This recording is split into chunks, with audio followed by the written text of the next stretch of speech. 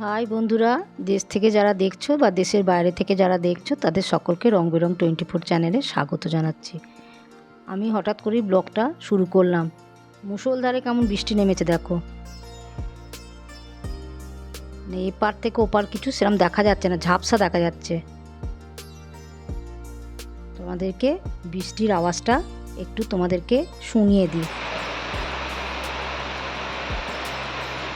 এই যে আমি এদিকে বারান্দাতে দাঁড়িয়ে দাঁড়িয়ে ভিডিও বানাচ্ছি, তাই আমি ভিজে একদম অস্থির হয়ে যাচ্ছি, এত জোরে ছাট আসছে বৃষ্টির।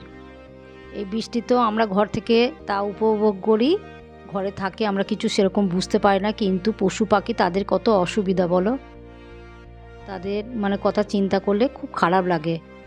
তাদের আমাদের মতো তো আর ঘর বাড়ি নেই যে ঘরের মধ্যে থাকবে, তাদের কত কষ্ট করে জল ঝড় বৃষ্টি রোদ সবেতে যুদ্ধ করে বেঁচে থাকতে হয়। দেখেও মায়া লাগে। এই দেখো আমি ভিজে যাচ্ছি একদম। এদিক থেকে তোমাদের সঙ্গে একটু শেয়ার করে দিই বৃষ্টিটা কত জোরে পড়ছে, ছাদ থেকে জল নামছে কত জোরে। আমরা তো ঘরে আছি, আমাদের তো কোনো কিছুই মনে হয় না, কিন্তু যারা বাইরে থাকে তাদের কত কষ্ট করে সংগ্রাম করে বেঁচে থাকতে হয়। এটা একটা রেনি ডেও বলতে পারো। আমরা ঘরে বসে বসে এই বৃষ্টির আনন্দ উপভোগ করি।